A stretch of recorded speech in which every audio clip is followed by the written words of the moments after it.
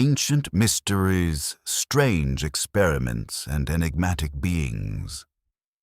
Across the centuries and extending into modern times, the allure of the unknown has held humans in thrall, blending the thrill of discovery with the chill of apprehension. Mysteries, those seemingly insoluble riddles that push the boundaries of our ordinary perception, capture our collective imagination, precisely because they occupy the gray space between what we can understand and what we intuit might lie beyond. In ancient epochs, phenomena like solar eclipses or comet sightings might have triggered both fear and adoration.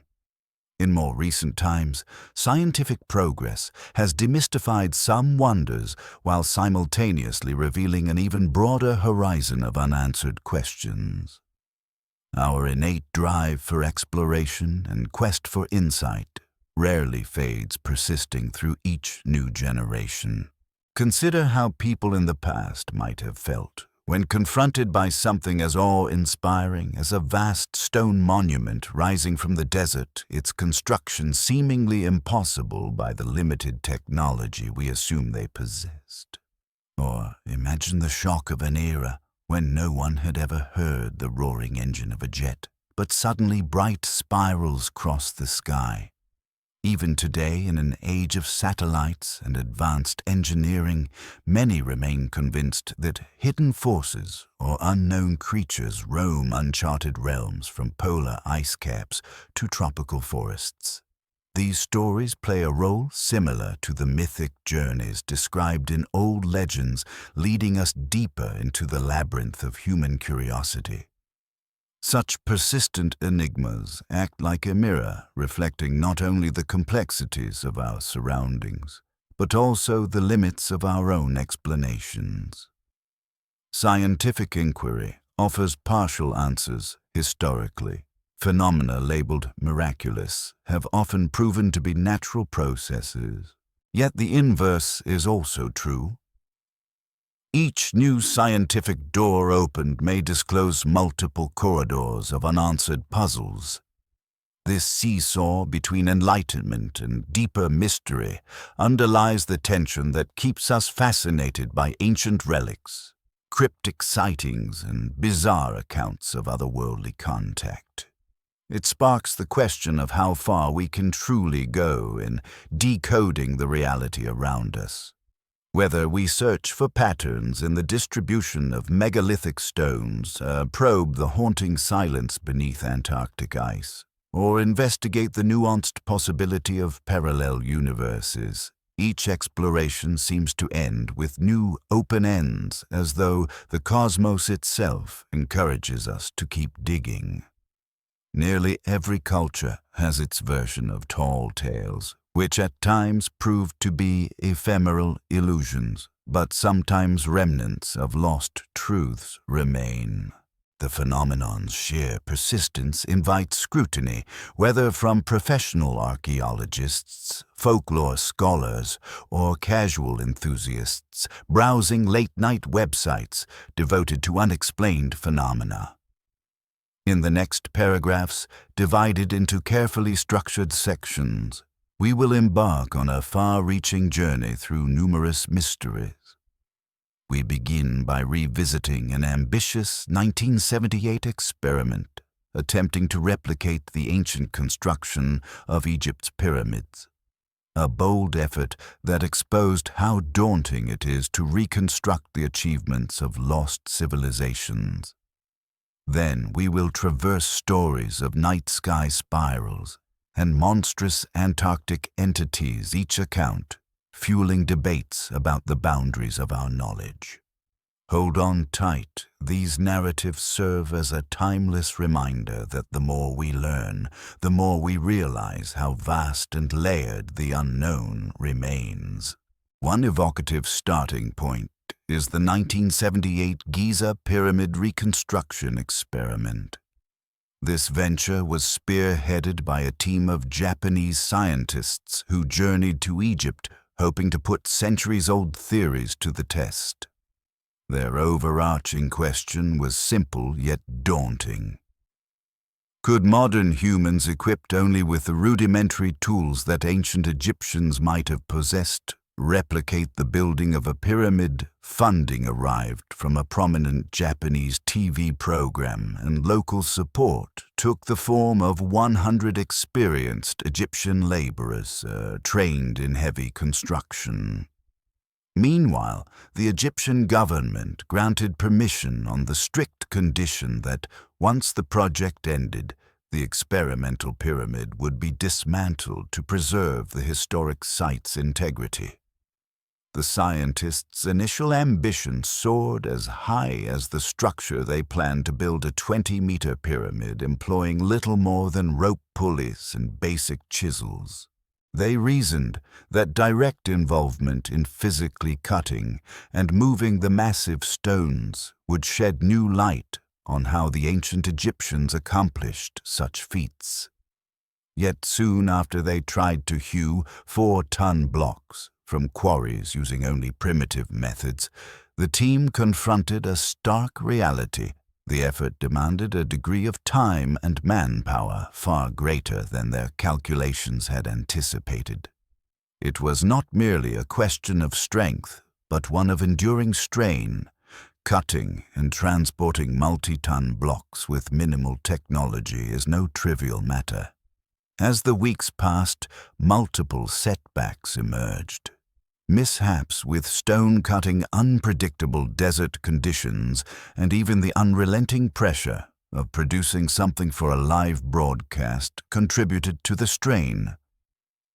Ultimately, to keep the experiment afloat, the scientists revised their plan, drastically settling for a 10-meter pyramid made from blocks, a fraction of the original weight. Even that scaled-back enterprise proved strenuous.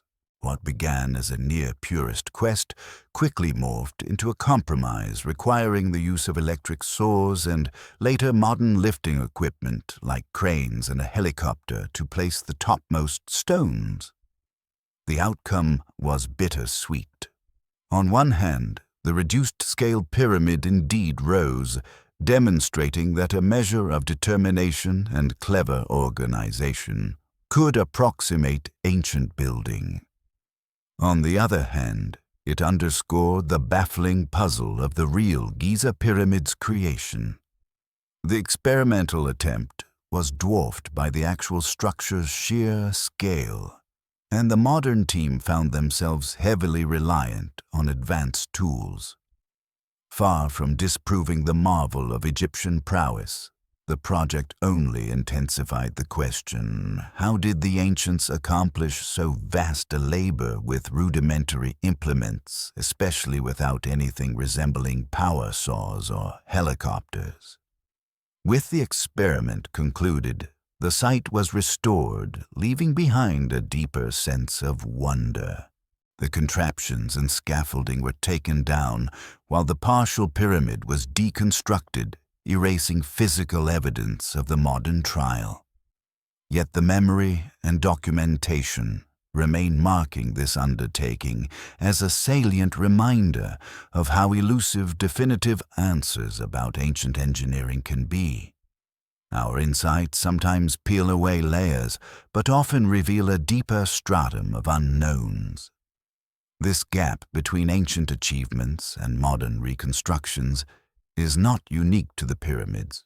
It recurs in other contexts, monolithic structures like Baalbek's platform stones or the construction of Machu Picchu, for instance.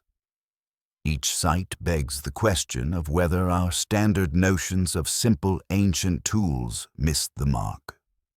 The Giza experiment highlights that the vantage point from which we explore may still be too narrow to account fully for the organizational genius and intangible knowledge of societies that thrived thousands of years before modern industrialization.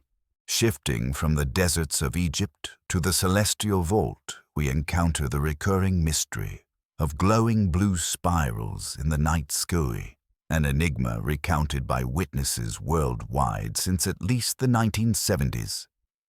Eyewitnesses described the phenomenon as a luminescent blue band twisting ever so gradually into a bright spiral before fading from sight after a few enchanting minutes.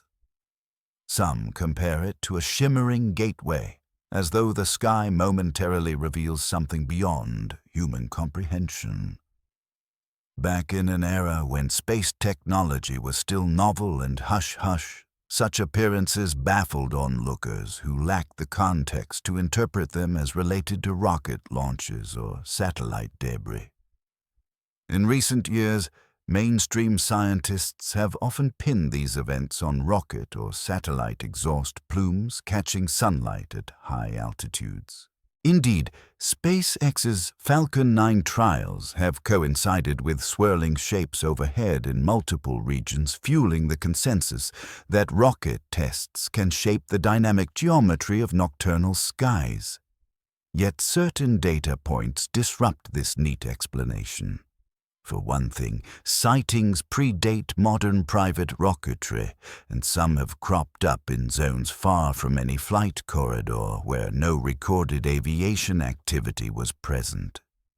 A subset of these reports documents blue spirals that spin for more than a fleeting moment or hold position in near silence, defying the logic of ballistic re-entry. Meanwhile, photographic and anecdotal evidence from times before spaceflight was an option bolster the notion that not all such spirals result from man-made crafts. Archaeological records are inconclusive on this front naturally, but the phenomenon's global distribution and the consistent descriptions, circular or spiral shapes, bluish coloration, ephemeral presence, suggest that multiple forces may be at play. Some speculate about atmospheric plasma events akin to ball lightning catalyzed by unique electromagnetic conditions in the upper atmosphere. Others propose that advanced unidentified craft, whether from clandestine earthly technology or extraterrestrial origins, employ a propulsion system generating swirling luminous patterns. Yet the rocket exhaust explanation stands for the majority of modern sightings supported by photographic evidence, cross-referenced with known launch times.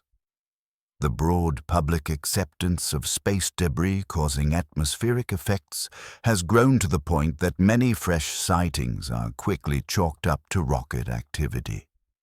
This default stance, however, does not address sightings in regions or historical moments where no rocket technology was available. Thus, the question remains whether multiple phenomena, both natural and artificial, are conflated under a single heading: blue spirals.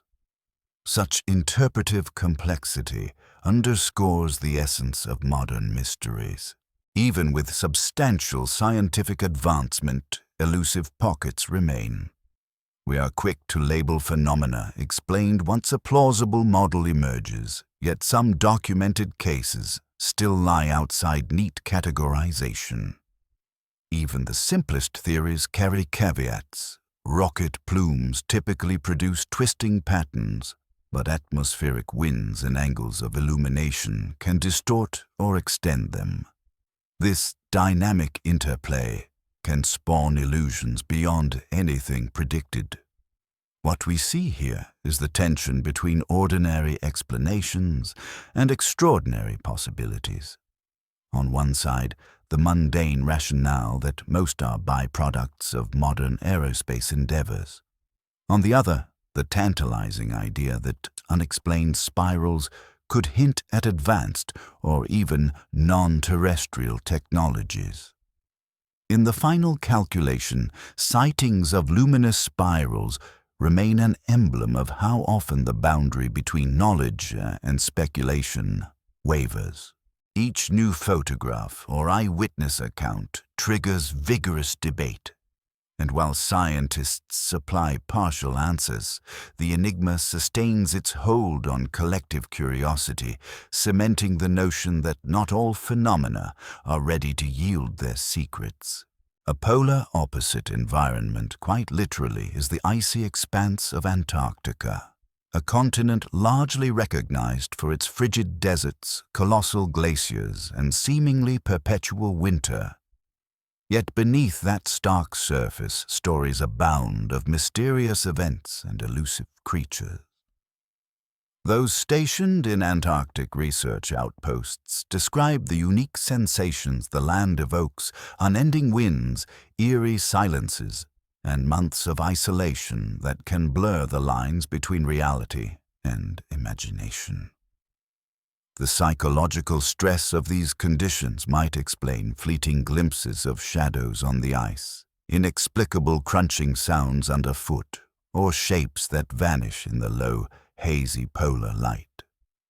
Still, the sheer consistency of certain accounts suggests that not all are illusions conjured by a restless mind. Veteran whalers, for instance, have related tales of what appear to be giant spider-like forms scuttling across ice floes, while mainstream biology recognizes few land-based species that can survive in Antarctica. Beyond smaller invertebrates and microbes, sightings of strange tracks and sudden movements persist. Sailors describe seeing forms sprawled on the ice that move swiftly, once observed leaving elongated imprints in the snow that are inexplicably large or strangely patterned. Skeptics contend that illusions caused by drifting snow or the refraction of light can distort one's perception. Nevertheless, these phenomena trigger speculation about whether Antarctica's remote corners harbor specialized, undiscovered fauna adapted to the extreme environment. Likewise, from the realm of maritime myth emerges the Ningen, a gargantuan human-like sea creature said to lurk beneath the ice, occasionally surfacing in patches of open water. Reportedly encountered by Japanese whale researchers, the Ningen is described as predominantly white, sometimes matching the iceberg background so closely it becomes nearly invisible at certain angles. Tales suggest that it glides silently, featuring a vaguely humanoid torso, but lacking distinct facial features. Could it be a simple misidentification of large ray sharks or other marine life rarely glimpsed by humans? Possibly. Yet the rumor continues to gather momentum, in part because of the occasional leaked photograph or anecdote posted on obscure websites. Scientists examining life in polar waters acknowledge that extreme environments do foster unique evolutionary paths. Giant amphipods, for example, can be found in deep-sea trenches, and gelatinous forms can grow to surprising dimensions. While official consensus remains that a huge humanoid sea creature is improbable, open questions remain about Antarctica's lesser-explored oceanic realms. The continent's immense ice shelves and subglacial lakes like Lake Vostok also feed speculation that certain regions remain biologically sealed off from the outside world for millennia, perhaps providing sanctuaries for unusual species. In these narratives, Antarctica stands as a symbol for Earth's final frontiers. If undiscovered species exist, they would thrive in the most secluded and inhospitable corners of our planet, though it is easy to dismiss stories of ice spiders or half-human sea beings. The best scientific approach acknowledges that unverified accounts can highlight knowledge gaps. Possibly, in the coming decades, advanced submersibles and drilling technologies will map previously unreachable zones beneath thick ice. If we do find extraordinary life forms adapted to harsh polar conditions, we might come to realize that some of our wildest legends, while not literal, were triggered by glimpses of phenomena science had yet to uncover. Antarctica's chilling winds and silent expanses remain a potent stage for human wonder, bridging what we already know with what might remain beyond our grasp. Yet mysteries are not confined to remote polar regions. Sometimes they unfold in bustling cities under crowded skies, like the celebrated 1976 Tehran UFO incident. In that pivotal episode, the tranquil Iranian night was disrupted by reports of a luminous object hovering high above the capital. Hundreds of residents, along with air traffic controllers, watched transfixed as this unidentified presence glided across the dark sky, shining with otherworldly brilliance. The Iranian Air Force dispatched an F-4 Phantom jet to investigate. Even at a range of 50 kilometers, the jet's avionics inexplicably malfunctioned, forcing the pilot to back off. When a second jet arrived, the craft reportedly emitted a concentrated beam of light and released a smaller object that maneuvered around the interceptor before merging back into the main craft. Stories like this gained traction beyond Iran's borders as Western intelligence and media picked up on the event. Particularly striking was the broad range of witnesses, not just pilots, but also civilians and radar operators. The malfunctions affecting two advanced fighter jets fueled speculation about a technology exceeding Earth's known capabilities. Official disclaimers arrived in the form of suggestions about misidentified celestial events or illusions, yet the core elements of the incident were documented well enough to resist simple dismissal. In the annals of UFO history, the Tehran incident stands out for its combination of credible witnesses, physical manifestations such as radar contact, and documented electromagnetic interference. It reinforced the possibility that UFO sightings might not all be illusions or hoaxes. Even so, official statements never clarified the event's ultimate cause, mirroring the pattern of other high-profile incidents, such as those near military installations in various countries. Was it an unknown atmospheric phenomenon, a secret aircraft test, or an outright manifestation of extraterrestrial technology? Decades later, no definitive explanation has been agreed upon by mainstream science or government bodies. Canada's Falcon Lake occurrence in 1967 shares a parallel sense of mystery. Stefan Michalak, a prospector, stumbled upon two cigar-shaped objects while searching for minerals near the lakeshore. One landed nearby, and as Michalak approached, he felt a wash of intense heat from the craft's exterior.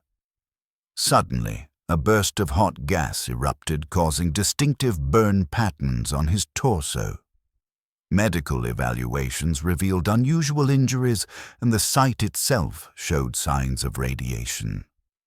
Michalak's sincerity and the physical evidence grid-like burns elevated radiation levels challenged those who might dismiss the event as mere fabrication.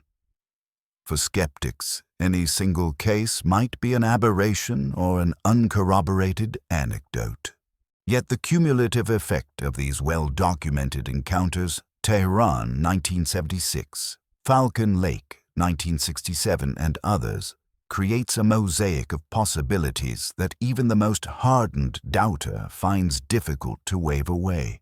Governments worldwide have at times acknowledged a degree of bafflement over UFO phenomena, releasing partial documents while still withholding many.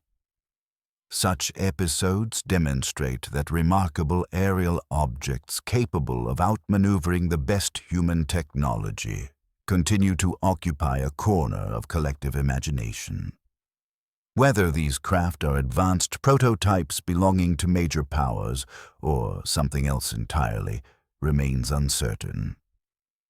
The distinct parallels across eras and continents only add to the sense that the UFO phenomenon taps into a persistent question about humankind's place in the larger cosmos. Could these be visitors from another system, watchers from hidden realms, or merely an extension of our own hidden research labs? The sky, it seems, houses countless wonders far from trivial to explain. Siberia, an immense region known for its brutal winters and impenetrable forests, might appear an unlikely setting for a tale as otherworldly as the so-called 23 soldiers turned to stone incident of 1993. According to documents allegedly sourced from the KGB and partially declassified by the CIA, a Russian military unit encountered a disc-shaped craft during what was meant to be a routine training exercise. After firing anti-aircraft missiles and bringing it down, the soldiers witnessed 5 small, large-eyed beings emerge from the wreckage. The beings, the account continues, converged to form a single radiant orb emitting intense light, petrifying 23 soldiers on the spot. The 2 survivors, shielded by the shadow of a vehicle, escaped the phenomenon. This narrative sounds like a scene from a science fiction film. Yet the partial documents and subsequent rumors have persisted in UFO and conspiracy circles, prompting both fascination and skepticism. If true, this event would stand as one of the most dramatic alleged extraterrestrial encounters on record. Its severe nature, instant petrification, suggests technology beyond any recognized weapon system.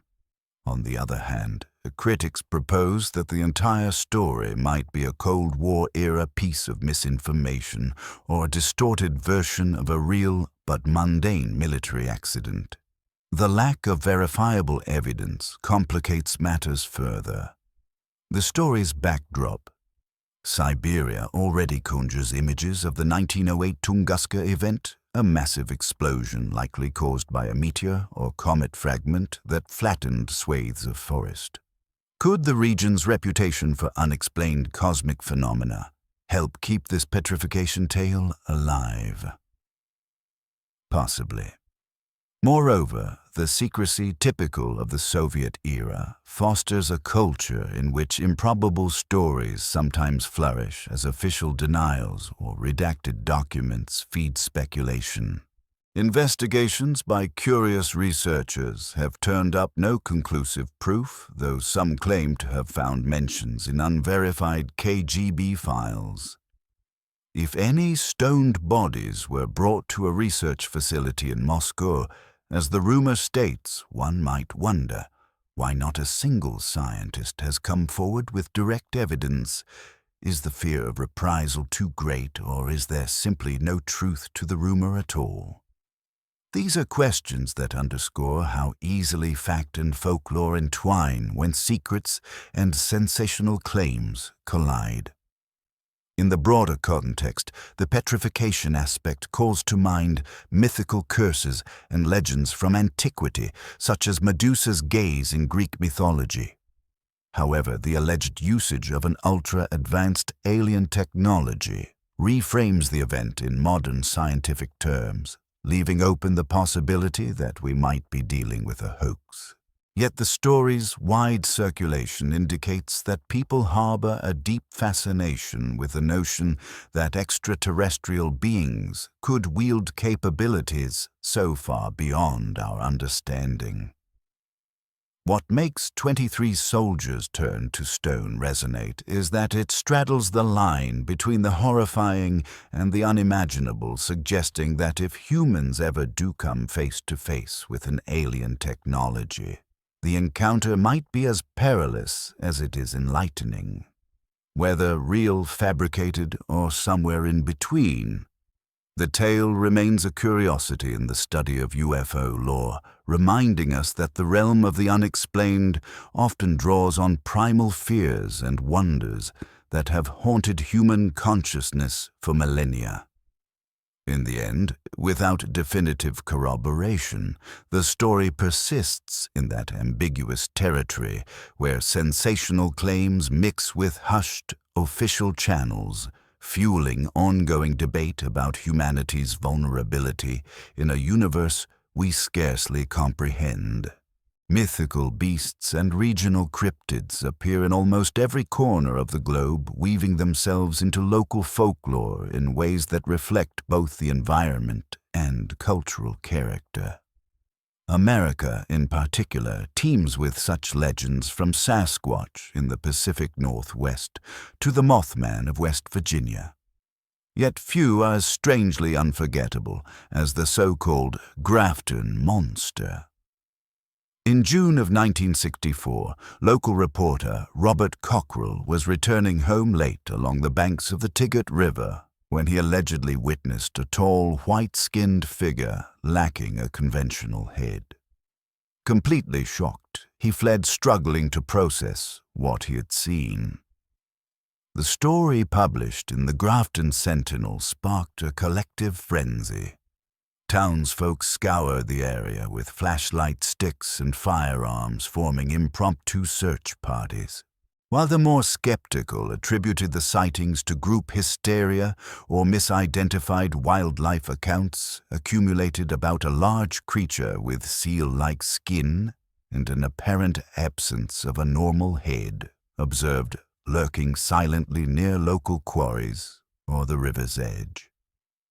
The presence of headless or faceless creatures in cryptozoology is relatively rare, which only magnified curiosity. Soon, sightings from other states like Missouri and Michigan added more puzzle pieces. Gray Barker, a researcher famous for his involvement in UFO and paranormal studies, joined the Grafton inquiry. He concluded the phenomenon warranted genuine investigation, aligning testimonies about an enormous white figure gliding through the darkness. Although explanations such as a bear with albinism or a mass hallucination were proposed, consistent details across multiple witnesses sustained the legend. For several weeks that summer, Grafton was seized by monster mania. People swarmed to the riverside after sundown, an atmosphere reminiscent of a festival with an undercurrent of dread. Predictably, no photographic proof emerged, and as time passed, the fervor slowly waned, yet local memory retained the shock, particularly among older residents who recount the night hunts as if they happened only yesterday. The Grafton Monster integrated itself into the region's lore, a fixture of campfire storytelling and cautionary tales. Why do such legends endure so stubbornly? One reason is that creatures like the Grafton Monster articulate communal anxieties, merging them with a sense of awe triggered by an encounter with the unknown. They also reflect a quest for wonder in everyday life, as people are drawn to anything that defies ordinary classification. Over the decades, interest flared periodically. Amateur investigators tested theories discussing footprints or fur samples that never materialized. Some proposed that the Grafton Monster might represent a misidentified wild animal or a scapegoat for anxieties around changing local industries. Others, more romantically inclined, argued it must be an honest-to-goodness cryptid. Ultimately, the Grafton Monster sits comfortably among the pantheon of American cryptid lore, a set of stories that include the New Jersey Devil, the Fook Monster, and the Mothman. Though lacking the mainstream popularity of Bigfoot, it maintains a niche following among aficionados of the unexplained. In the end, it demonstrates again how quickly a single sighting, corroborated by additional accounts and stoked by media coverage, can crystallize into legend. Even if the Grafton Monster ultimately remains just a story, it continues to evoke a mix of nostalgia and unease for those who recall that time of excited searching, convinced that at any moment they might see a colossal, headless shape emerging from the darkness to change everything they thought they knew about their own backyard. Our journey now pivots back to Antarctica's subterranean secrets, this time spotlighting Lake Vostok, a colossal freshwater lake more than 3 kilometers beneath the ice. This hidden reservoir spans hundreds of kilometers in length and has existed in total isolation for possibly millions of years. The hush of speculation around Lake Vostok began as soon as scientists realized the lake's potential to house previously unknown microbial life or entire ecosystems. Yet rumors have escalated beyond microbes, centering on the sensational Organism 46b, an alleged giant squid-like entity said to possess extraordinary powers such as telepathy or the ability to release a neurotoxin that paralyzes prey from a distance. As bizarre as it sounds, the tale includes accounts of Russian expeditions abruptly losing contact for days, only to re-emerge with missing personnel and cryptic references to a terrifying life form beneath the ice. Skeptics attribute these lost communications to the severe conditions, storms, mechanical failures, and antenna icing. They also underscore that no confirmed photographic or physical evidence of an organism matching the outlandish descriptions has ever surfaced. However, Lake Vostok's environment remains only partially explored. If large forms of life have evolved there, they might exhibit unfamiliar traits shaped by total darkness, pressurized water, and minimal nutrient inflow. What complicates matters further is the partial secrecy enveloping many Russian Antarctic missions. Infrequent press releases discuss collecting core samples of ancient ice or analyzing the lake's water, but mention no monstrous cephalopods. In the absence of transparency, whisper campaigns flourish. The legend of 46b thus fits a broader pattern. Whenever data is scarce and official statements are limited, imaginations fill the void. Some rumor sources even claim the being has the capacity to camouflage itself against the ice, rendering it effectively invisible. Others mention bizarre electromagnetic anomalies fueling parallels to horror sci-fi like The Thing. Scientists well-versed in marine biology note that polar waters can produce surprisingly large species, including giant isopods and colossal squid discovered near Antarctica. Actual giant squid genus Architeuthis can grow up to 13 meters or more and remain elusive, rarely observed alive. Could the rumored 46b be a mislabeled giant or colossal squid glimpsed incompletely by stressed expedition members? Possibly. But the more dramatic claims, a cryptid that manipulates minds, hunts humans, or stands as an evolutionary offshoot of our own species, require leaps not supported by conventional biology. Yet the intrigue does not wane.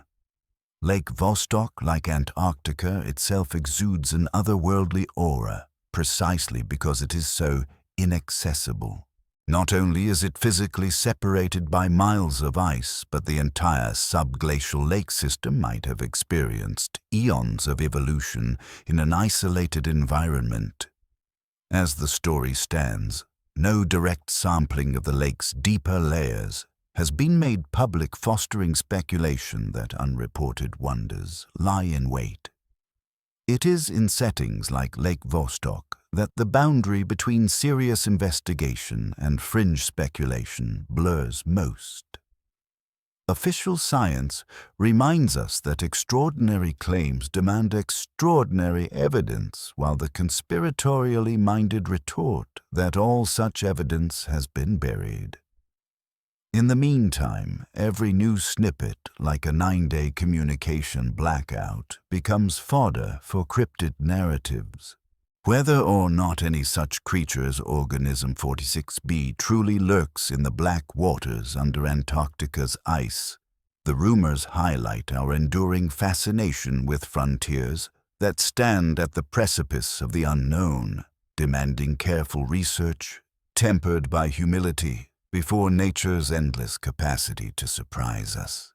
For an equally shiver-inducing legend, we can look to the Philippines and the ongoing fear of the aswang, a shape-shifting vampiric being often described with bat-like wings, and a thirst for human blood. Rooted deeply in Filipino folklore, the aswang is said to walk among ordinary people during daylight, indistinguishable from neighbors in the village. By night, however, it transforms into something monstrous, preying on unsuspecting victims, especially children or pregnant women. The thread of dread is so integral that for many rural families, cautionary talk of aswang attacks is a genuine aspect of nighttime routines, prompting households to lock doors and fortify windows. The legend gained enough potency that it influenced psychological warfare tactics during World War II. American General Edward Lansdale famously exploited the native fear of the aswang to undermine enemy morale. Rumors were spread of aswang sightings near guerrilla camps. Faked evidence was staged at abandoned outposts, and the natural climate of suspicion did the rest, causing soldiers to worry about supernatural predators. This proved effective. Fear of an intangible, terrifying force can cripple a community more thoroughly than any open confrontation.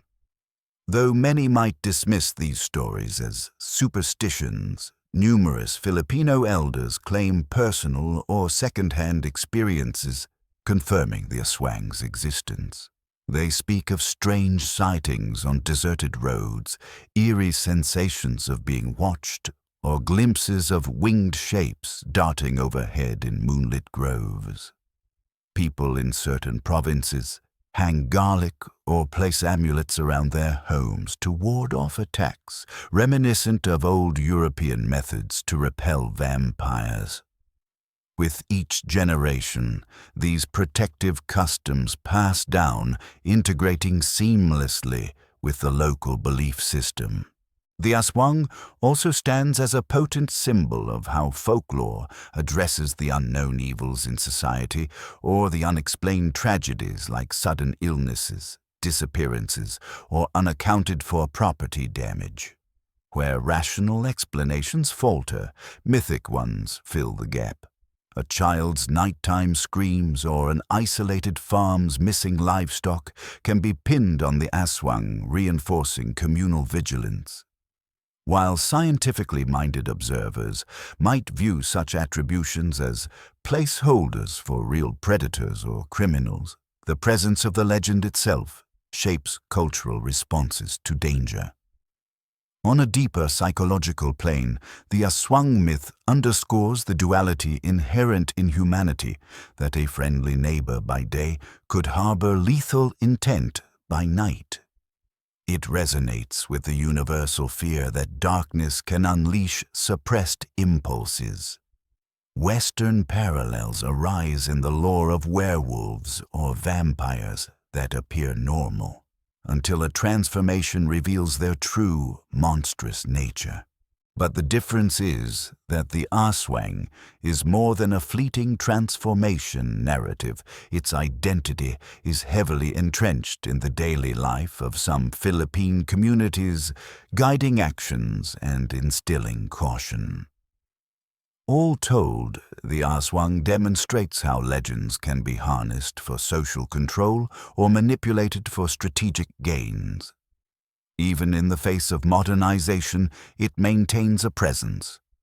Modern urban dwellers might encounter it through popular films or stylized references, while countryside inhabitants uphold older, more visceral traditions about the menace lurking in the shadows.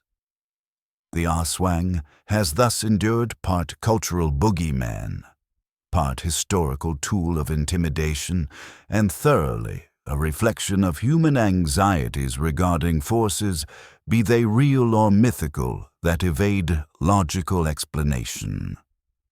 From an anthropological standpoint, such tales show how myth and reality can interweave, forging an unbroken connection between the spiritual and the everyday realms. In southwestern England, a region saturated with lore and haunting landscape, stands the Forest of Dean, an ancient woodland where the canopy casts long, twisting shadows.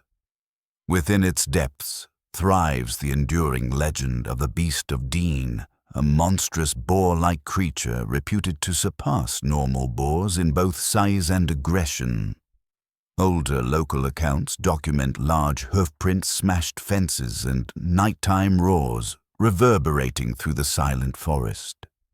Many claim the beast's coat is as black as pitch, its tusks unnaturally long and sharp, glinting in moonlight. Firearms reportedly have no effect, with bullets said to bounce off its hide. This legend stretches back at least 2 centuries. Farmers would awaken to find pigsties destroyed or fields oddly furrowed as though turned by a massive plow. Some formed hunting expeditions that returned empty-handed, weaving stories of near-supernatural resilience. Over time, newspapers latched onto the mania, printing lurid headlines about an indomitable black boar terrorizing the countryside. Explanations from skeptical observers often revolve around an escaped boar from medieval stock, or a descendant of domestic pigs gone feral and grown abnormally large due to sparse predators and abundant food. Yet the repeated assertion that the beast is impervious to gunshots lingers, echoing traditional beliefs about preternatural animals bearing charms or curses. Where reality ends and myth begins remains murky. Cryptozoologists note that boars with partial bullet resistance is plausible if the bullet caliber is too small or the creature's thick hide and gristle deflect poorly aimed shots. Additionally, in times past, misfires or old ammunition might have contributed to legends of bulletproof animals. But the Beast of Dean's consistent portrayal as cunning, hyper-aggressive, and seemingly demonic points to deeper psychological elements. For rural communities, large, menacing animals like wild boars can represent primeval threats that incarnate unsettled fears about the wilderness. In contemporary times, interest in the Beast of Dean waxes and wanes. Each fresh rumor of a colossal boar sighting triggers a brief flurry of excitement, reconnaissance missions, camera traps, and digital chatter. Modern hunts rarely yield more than glimpses of ordinary boars. Nonetheless, the legend remains strongly anchored in local consciousness, becoming almost a tourist attraction in its own right. People come to the forest half hoping to experience the hair-raising thrill of a near encounter. The local economy benefits modestly from this cryptid tourism, even while most rational minds accept that the beast might be just a tall tale magnified over time. One might ask why such a story persists if repeated searches yield no conclusive specimen. The answer partly lies in the cultural enchantment with the unknown. So long as a shred of doubt remains, the legend offers an escape from the bland certainties of day-to-day existence.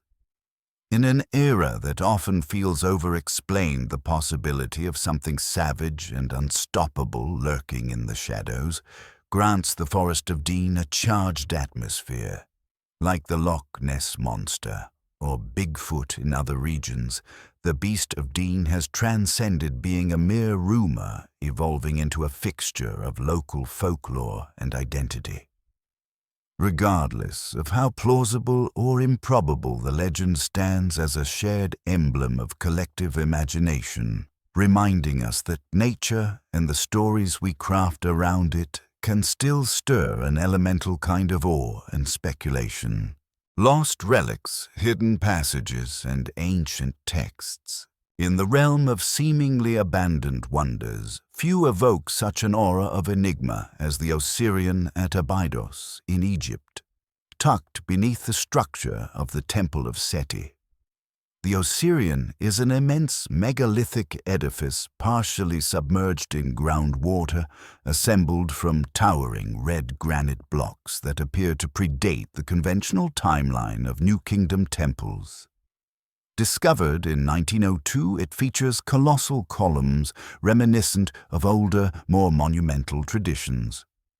While mainstream Egyptology contends that Seti the High built or reconfigured the Osirian dissenting voices propose that it might be far older, perhaps preceding the standard dynastic chronology. The overshadowing question remains, why bury such a massive site deep below the surface? And how did its architects haul gargantuan blocks across hundreds of kilometers of desert terrain without advanced machinery?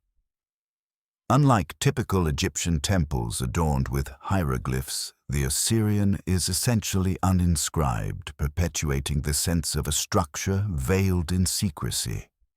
Some interpret the moat-like waters that encircle its central platform as symbolic of the primeval waters from which creation sprang in line with Egyptian myth. Others suspect the site performed specific ritual functions related to Osiris, the god of the afterlife.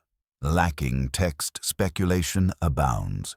Could it have been a tomb, a staging area for ceremonial boat journeys, or even a hidden repository of knowledge? If the Osirian does indeed date back to an era prior to the recognized Old Kingdom, it would destabilize much of the mainstream academic consensus about the progression of Egyptian civilization. Alternative historians like John Anthony West champion this viewpoint, linking the Osirian to other anomalies such as the erosion patterns on the Sphinx. They hold that advanced building techniques and perhaps advanced knowledge flourished long before the period typically assigned to the Great Pyramid. In their view, the Osirians' heavy granite blocks fitted without mortar evoke structures found in places like Peru, implying a possible global megalithic network.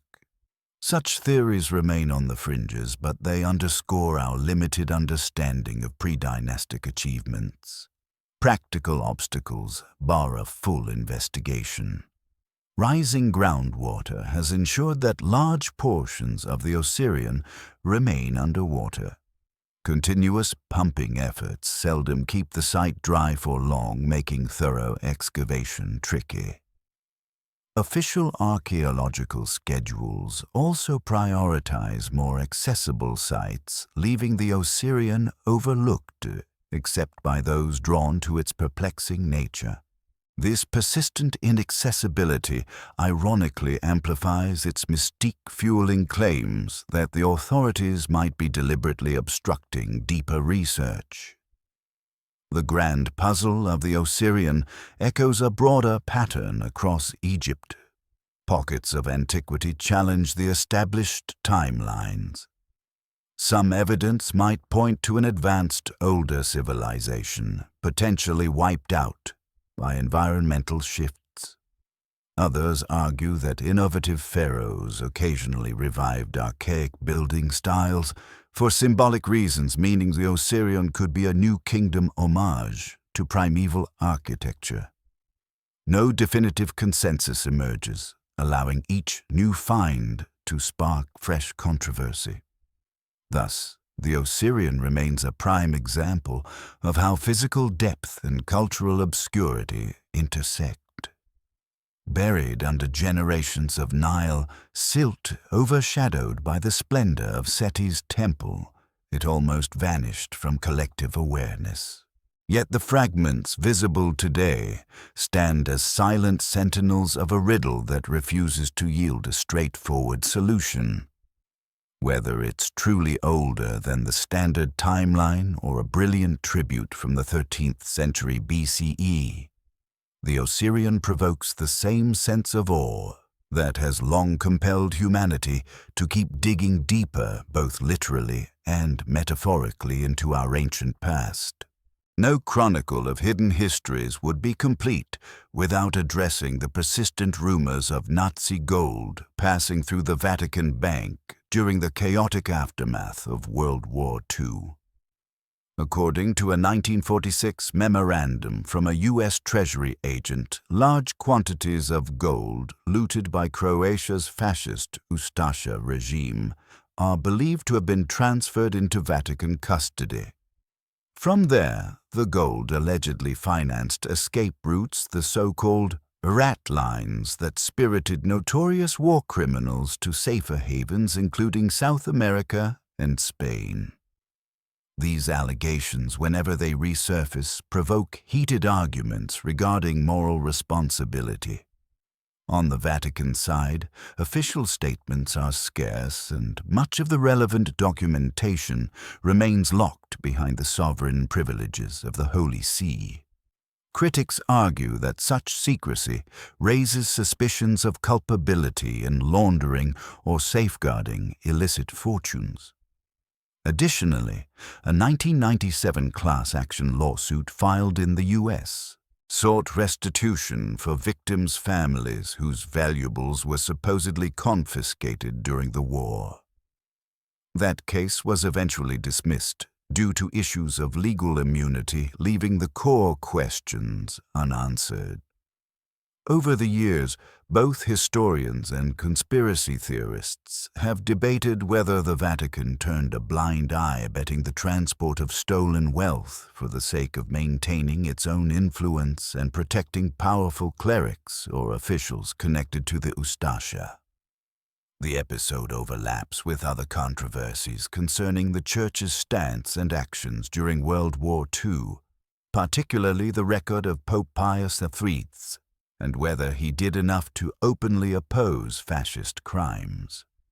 In this sense, the alleged Vatican Bank involvement is a microcosm of larger moral ambiguities. A few lines from recovered archives suggest that at least some high-ranking churchmen knew of the gold's questionable origins, yet decided to accept it, possibly to safeguard church interests in regions threatened by communism. But pinpointing a definitive chain of evidence has proven elusive. This entire affair underscores the extent to which institutions steeped in centuries of tradition can become entangled in the muddy reality of global conflict. While many believers earnestly defend the Church's neutrality, cynics see that neutrality as a convenient guise for pragmatic alliances. Even so, no smoking gun has been brandished that unequivocally confirms Vatican complicity. Some scholars note that historically, banks and governments alike turned a blind eye to questionable deposits, focusing on organizational continuity and expansion. The Vatican Bank, with its unique legal status, was well positioned to hide or obscure movements of funds if it so chose intentionally or not. Ultimately, the alleged Nazi gold story remains part of the Vatican's tapestry of hidden corners. Like other puzzle pieces, such as the rumored archives in Canon 489, that details serious misconduct it serves to illustrate how secrecy can erode trust.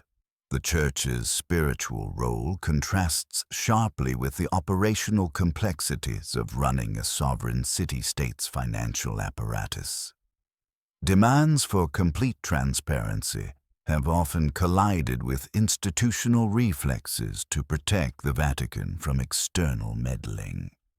Whether the allegations about Ustasha gold are overblown or reflect a grain of truth, the incomplete resolution keeps the narrative alive. Indeed, one might say the real question is not whether an official apology is forthcoming, but whether a thorough, open investigation could ever quell decades of speculation. Until that happens, if it ever does, this episode persists as a haunting sub-chapter of one of the world's oldest and most influential religious institutions, reminding us that moral dilemmas can linger long after the final shots of war have been fired. In Brazil, the year 1957 saw another kind of morale or existential jolt in the form of one of modern history's earliest alien abduction tales, the case of Antonio Villas-Boas. A young farmer with no particular interest in UFOs, Antonio found himself laboring late at night when a strange red light appeared overhead.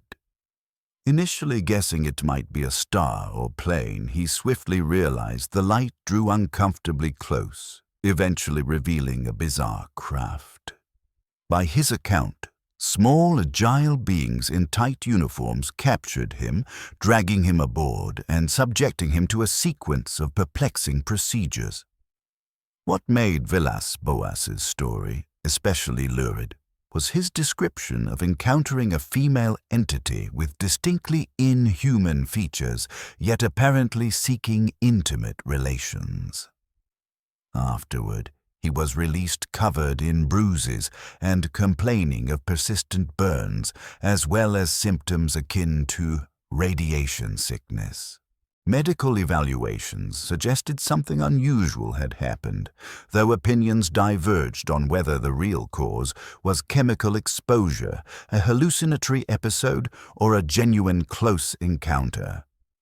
Brazilian media latched on to the tale. Over time, parallels emerged with other alien abduction narratives, forced medical tests, missing time, inexplicable physical marks, and the overarching feeling of helplessness in the presence of advanced beings. Skeptics label these abduction stories psychosocial phenomena possibly triggered by stress cultural influences or underlying psychological predispositions. Yet many UFO researchers seized upon the Villas-Boas incident as a landmark, citing the physical evidence of burns and consistent details that he never recanted even decades later. In the grand scheme of extraterrestrial contact, Boas's testimony predated the more famous 1961 Hill abduction case, hinting that UFO abductions were not confined to North America. The question remains whether cultural or archetypal illusions might spontaneously manifest in different populations, or if a genuine widespread phenomenon surpasses local boundaries. For his part, Antonio never gleaned any substantial fame or wealth. He settled into a normal life, repeating his story to investigators until he died. This sense of sincerity, coupled with the medically documented injuries, keep his claims afloat in certain circles. The notion that advanced entities might secretly interact with humans, even manipulating reproduction, resonates with a subset of UFO lore that references hybridization projects or cosmic breeding programs. While mainstream science deems such theories unsubstantiated, the robust tradition of abduction accounts has made them a persistent fixture in UFO discourse. What about official agencies? In 1957, government interest in UFOs was already present in multiple countries. Archives reveal sporadic references to unknown lights and rumors about potential alien technologies, but nothing confirming that the Brazilian authorities validated Antonio's claims. In typical fashion, official responses stayed aloof, leaving the door open for civilian investigators to gather data. Their findings, while not conclusive, lent weight to the idea that something exceptionally out of the ordinary had transpired in that lonely field. At its core, the Villas-Boas case laid the blueprint for an entire genre of sightings and experiences recounted worldwide, frightening captivity, bewildering medical or sexual components, eventual release with partial memory, and subsequent shock or trauma. Whether interpreted as a parable, an authentic interspecies event, or a misunderstood personal crisis, it left a lasting imprint, weaving the narrative of alien abduction into the tapestry of mid-20th century UFO phenomena, an imprint that endures into the digital age, continuing to fuel speculation on what truly lies behind these bizarre, life-altering experiences. Venturing to Nova Scotia, Canada, we encounter the legendary Oak Island Money Pit, a place where the thirst for treasure has led many an adventurer into financial ruin. It began at the close of the 18th century, when three young men, noticing a depression beneath an old oak tree, commenced digging in hopes of uncovering pirate gold, perhaps left by none other than Captain Kidd. Much to their surprise, every 10 feet they found timber platforms that seemed deliberately placed intermingled with layers of clay or coconut fiber, stirring convictions that a grand hoard must lie below. Over 2 centuries, numerous expeditions have excavated increasingly sophisticated shafts, often thwarted by flooding booby traps.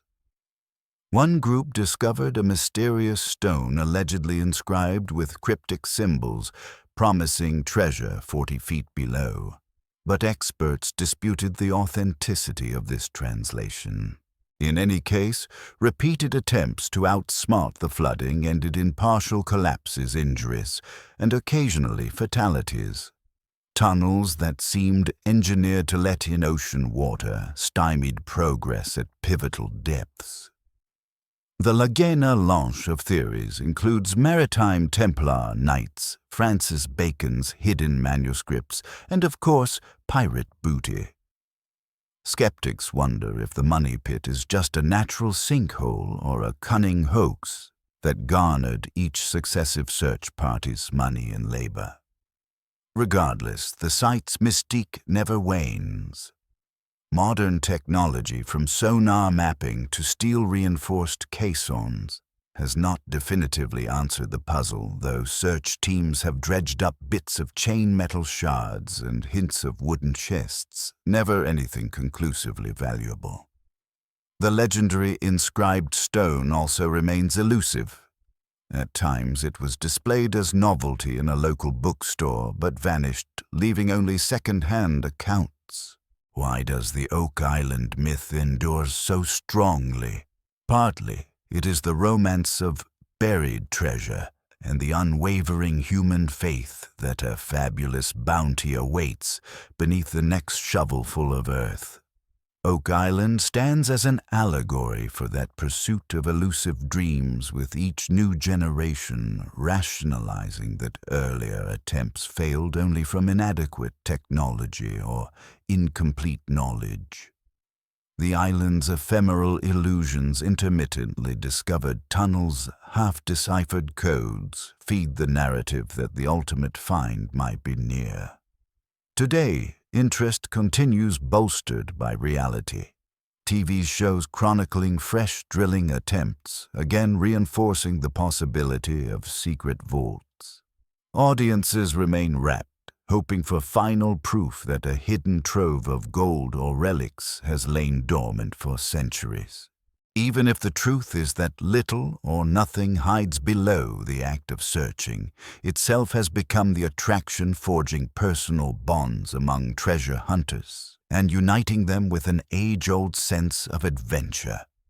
In that sense, Oak Island parallels broader phenomena in unexplained mysteries, a feedback loop of belief, partial evidence, and the mesmerizing lure of undiscovered wonders.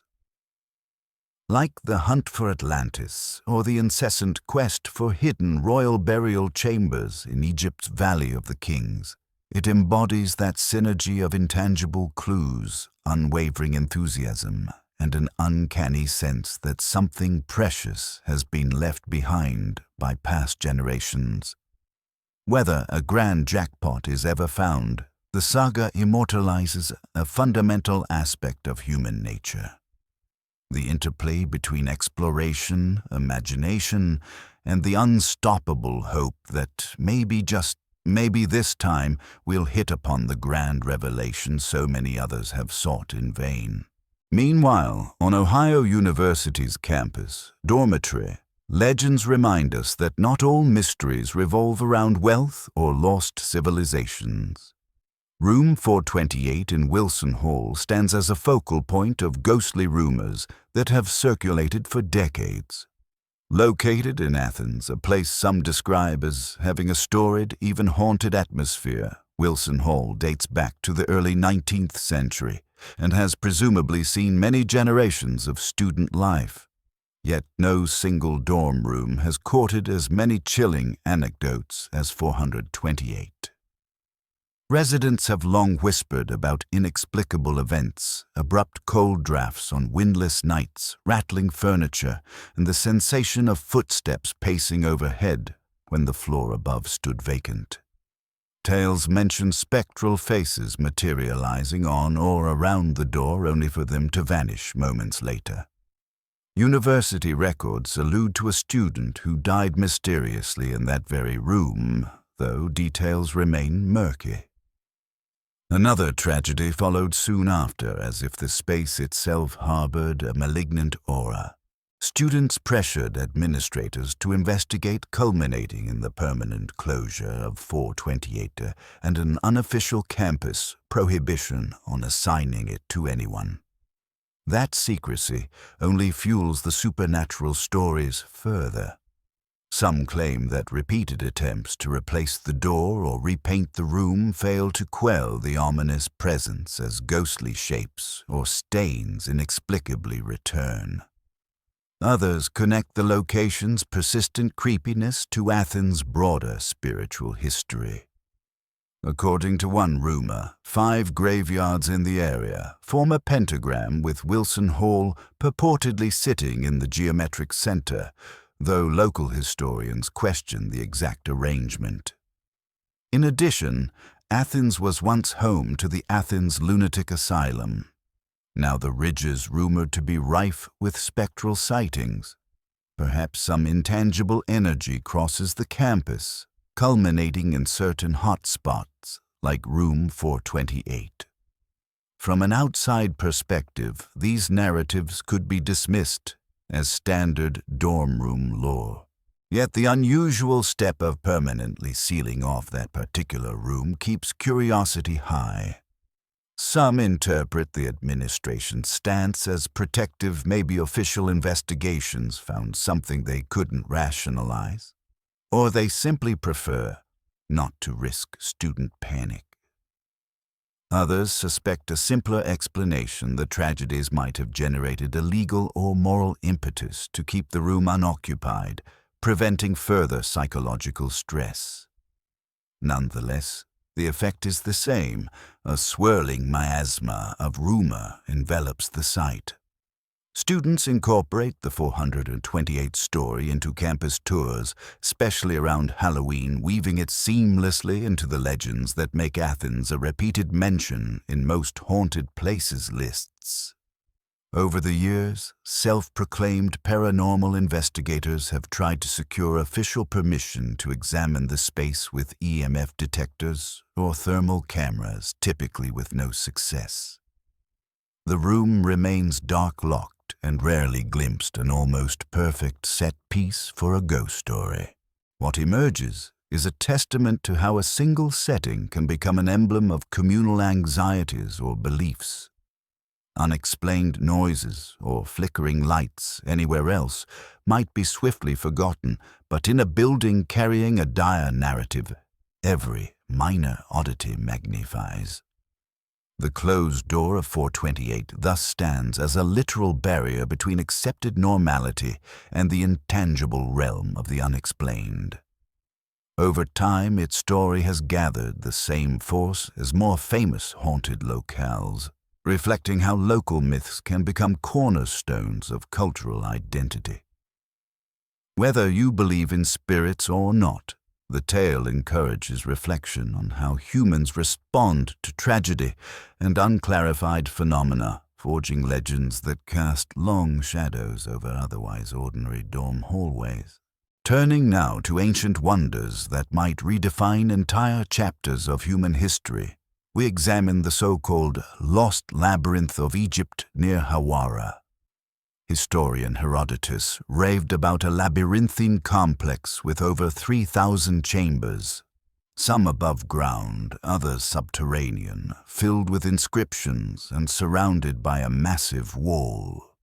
In his words, it overshadowed even the great pyramids in grandeur. For centuries, many scholars assumed Herodotus overstated or confused the labyrinth with smaller ruins in the Fayum region, while others believed the structure might have collapsed and vanished under silt. Then, in 2008, a Belgian-Egyptian team used sophisticated ground-penetrating radar near the Hawara Pyramid of Amenemhat III. They mapped geometric anomalies consistent with artificial chambers. Rumor has it that these images aligned strikingly with Herodotus's depiction, suggesting miles of passages and rooms. Yet soon after the discovery, the Egyptian Supreme Council of Antiquities halted public disclosure, citing national security, a move that incited widespread speculation. Why would unveiling a labyrinth be a security threat unless it contained artifacts or evidence that might disrupt established timelines? The labyrinth has garnered all manner of theories. Some believe it concealed the tomb of Amenemhat III and a hoard of treasures. Others say it functioned as an administrative center for the region, storing records or archives that would clarify unknown facets of Egyptian rule. Bolder claims link it to the notion of an ancient hall of records, rumored to hold the wisdom of early advanced civilizations. Mainstream archaeologists are more cautious, arguing that Herodotus and others like Strabo might have used second-hand accounts or poetic license. Adding to the mystique, no major excavation results have been released since 2008. A researcher named Louis de Cordier managed to share partial findings online, but official endorsements never followed. This secrecy, reminiscent of other controversial digs in Egypt, only stokes imaginations further. Could entire corridors remain intact beneath centuries of sediment, offering a blockbuster find on par with Tutankhamun's tomb? Or is the labyrinth a partial ruin whose significance is overstated by enthusiastic explorers? One explanation for official silence might be worry about site stability or the logistics of large-scale excavation in a region prone to flooding and other environmental challenges. Another possibility is that local politics or budgets hamper deep investigations. Nonetheless, the puzzle persists. Herodotus's labyrinth either remains undiscovered or is effectively locked behind bureaucratic and logistical barriers. In a broader sense, the labyrinth's saga underscores how easily potential breakthroughs in archaeology can slip into obscurity. The Hawara region, once known for the mortuary temple of Amenemhat III, could in theory harbor one of the grandest multi-chambered complexes in ancient Egypt. If identified and excavated, it might unravel entire lines of chronology, religion, and governance. Alternatively, if it proves less significant than early accounts claim, that too would finalize an age-old mystery. For now, we stand on the outside looking in with only scattered radar images and historical texts referencing an incredible subterranean realm. The labyrinth embodies the tension between adventurous discovery and institutional regulation, reminding us that in the realm of archaeology, as in life, sometimes the greatest wonders remain just beneath the surface, out of reach, until the right circumstances allow us to peel back the layers. Meanwhile, those enthralled by Herodotus's tale cling to the hope that we may one day step into those grand corridors, confirming or refuting the legends that have danced in scholarly imaginations for well over 2 millennia.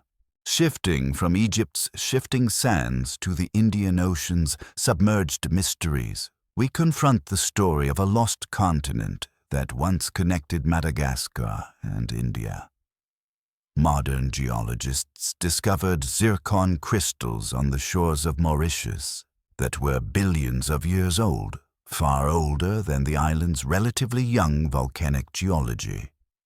This startling find pointed to the presence of ancient continental crust deep beneath the ocean floor remnants of a landmass often called Mauritia. Over immense geological epochs, powerful tectonic forces ripped Mauritia apart, submerging it into watery oblivion. At first glance, such revelations seem to echo the myths of Atlantis or Lemuria, those fabled lost continents rumored to cradle advanced prehistoric civilizations. Conventional science is quick to note that while the lost continent's existence is factual, the notion of a sophisticated society living there lacks any direct archaeological evidence. Instead, the phenomenon highlights Earth's dynamic crust. Continents form, fragment, and occasionally vanish due to plate tectonics over spans of many millions of years. The Mauritia narrative underscores that Earth's entire tapestry is in constant flux, and our present configuration of continents is only one phase in a protracted geologic dance. Still, the discovery invites speculation. Could living organisms, potentially even hominids, have inhabited that vanished landscape? Cautious scientists observe that Mauritia sank well before modern humans evolved, so there's scant chance a lost civilization was drowned in these waters. Yet that doesn't quiet imaginative voices. In parallel with places like the sunken city off Cuba, details remain sparse enough that some see leeway for bigger mysteries like unknown species or ephemeral human groups. Regardless of how you interpret it, Mauritia stands as a reminder that our planet's prehistoric story is more complex than might appear in a cursory glance at a global map. The geological processes that built the Himalayas or formed the Rift Valley continue, albeit on timescales beyond everyday human perception. Meanwhile, those remote beaches of Mauritius are littered with zircon crystals that speak across eons, a haunting testament to worlds once above sea level, and now hopelessly lost to the deep. In many ways, the narrative parallels broader interest in global cataclysms, whether in the forms of floods described in mythological texts or in the cyclical theories of Earth's climate transitions. That the ocean basin might hide entire swaths of ancient geology stirs speculation about how many pages of Earth's biography remain wholly undiscovered. Instruments like seafloor mapping and advanced drilling may gradually unveil these secrets, though it often requires immense resources and international cooperation. For historians of science, Mauritia's unveiling also exemplifies the synergy of multiple scientific methods: satellite-based gravitational data field sampling of minerals, radiometric dating, and plate tectonic modeling. Collectively, these tools assemble a picture unattainable even a century ago.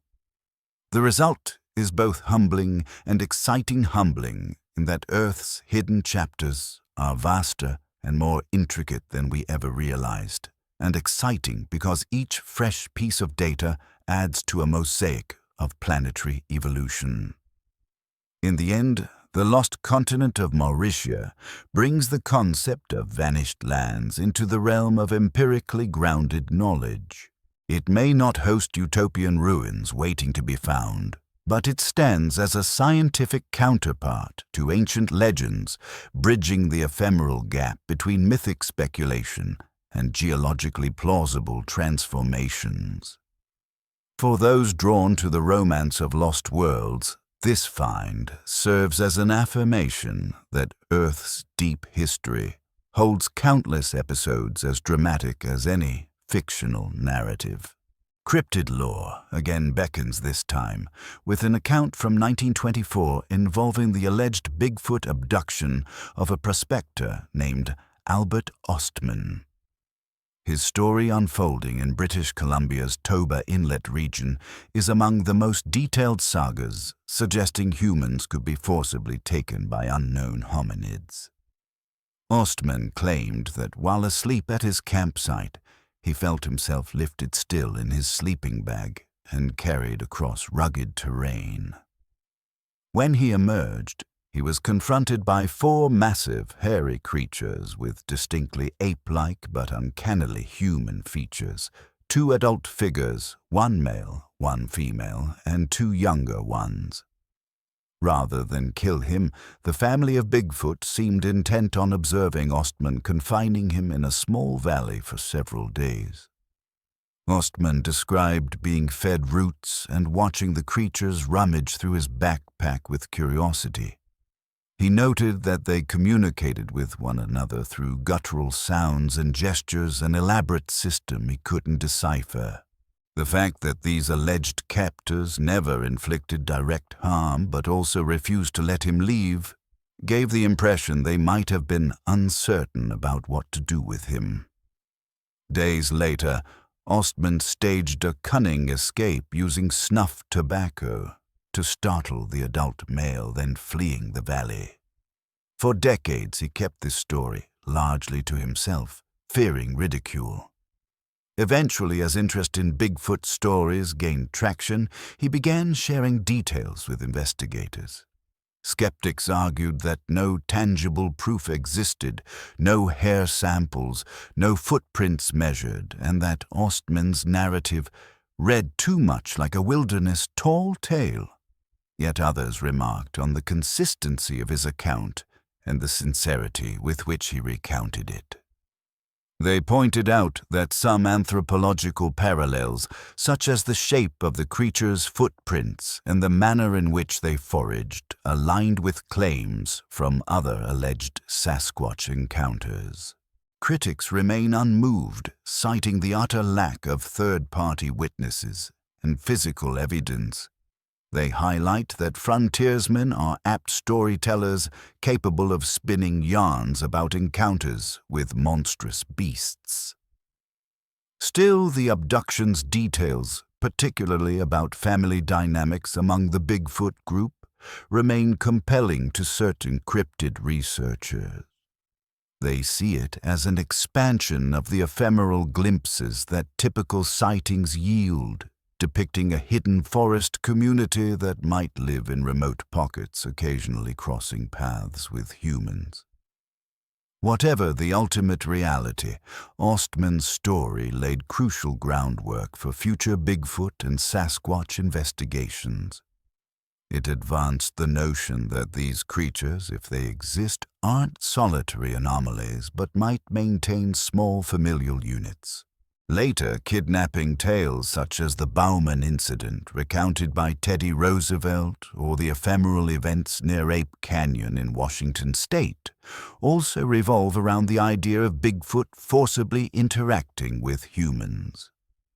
Ostman's experience, though, remains one of the more elaborate accounts, replete with survival details, direct observation of supposed Sasquatch habits, and a tense final escape.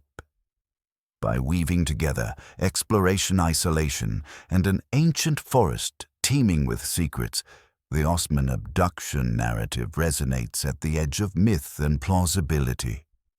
Even if it ultimately stands among cryptozoology's unsolved legends, it underscores humanity's compulsion to conceive of living wild men close to us, yet undiscovered, inhabiting the margins of our mapped world.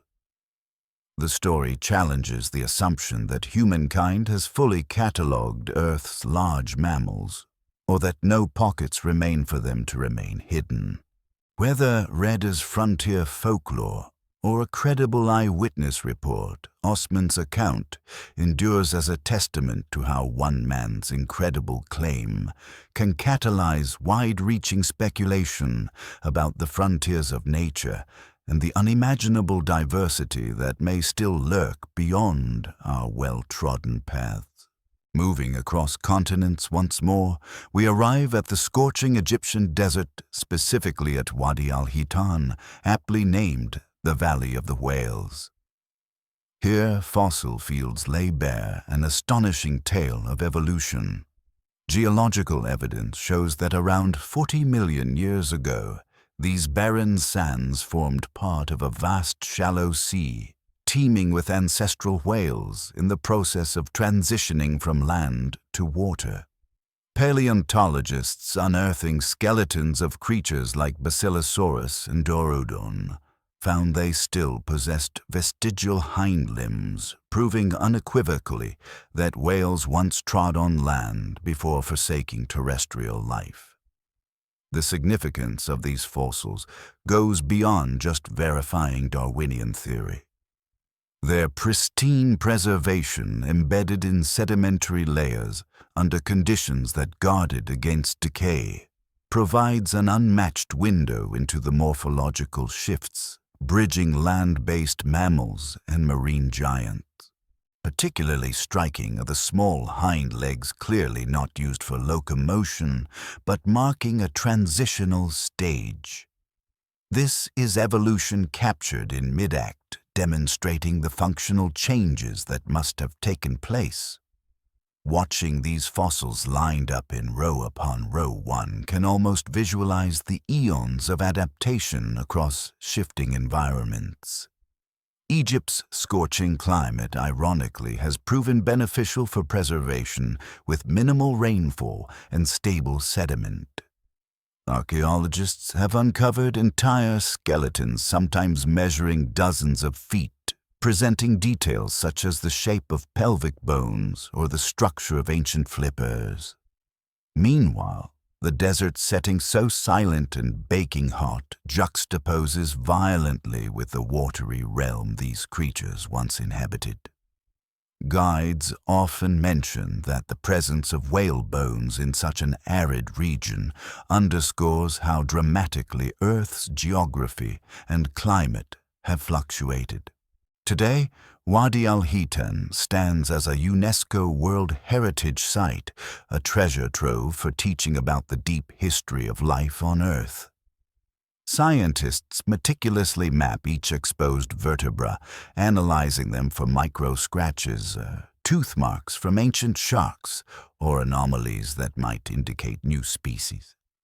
The valley has become something of a paleontological mecca, with educational programs emphasizing that evolution is not theoretical guesswork, but tangible reality embedded in stone and bone.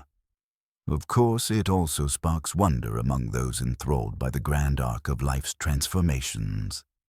The notion that whales, the largest sea dwellers, arose from land mammals that once walked confidently on solid ground is startling. It defies simple intuition, reinforcing how adaptation can sculpt new forms from old frameworks given millions of years. People who visit the site often describe a humbled feeling how small our concerns seem against the cosmic timescale wherein entire species develop and vanish.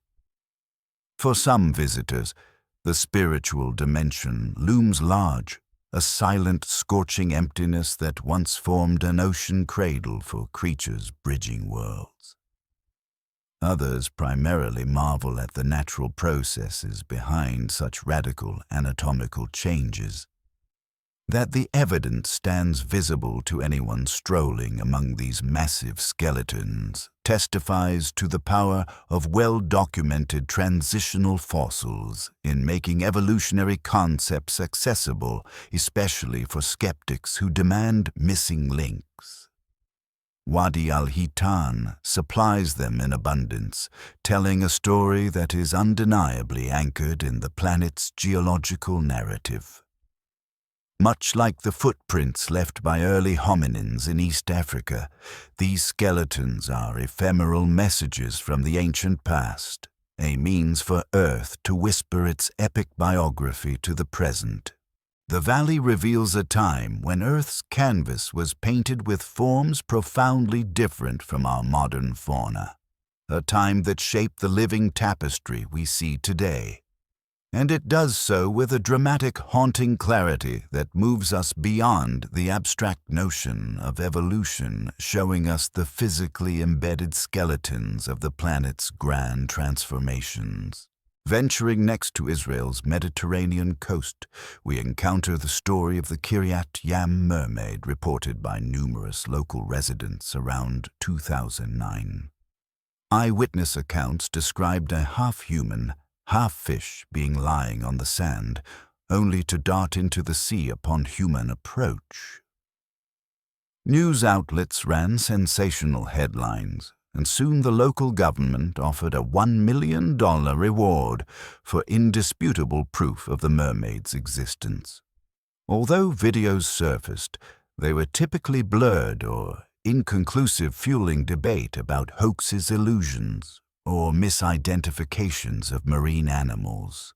This phenomenon resonates with the universal mermaid archetype, found across civilizations from ancient Assyria to Greek mythology, where sea nymphs or half-fish beings enticed sailors. Typically, rational science has ascribed such legends to manatees, seals, or other aquatic mammals glimpsed from a distance. Yet the Kiryat Yam sightings felt more immediate and contemporary, accompanied by social media excitement and a real monetary incentive. When even with all the cameras and potential fame at stake, no crisp photographic record emerged, cynics concluded there was nothing truly extraordinary, just the timeless synergy of rumor and collective fancy. What's intriguing is how quickly an entire community responded. Locals and tourists flocked to the beaches, hoping for a glimpse of this modern sea maiden. Some claimed to see it breaching at dusk, while others insisted they spotted a fish-like tail in the foam. The atmosphere became reminiscent of earlier mass sightings where fervor can distort observation. Even city officials who might have remained neutral leaned into the hype to boost tourism, illustrating how economics can shape public perception of anomalies.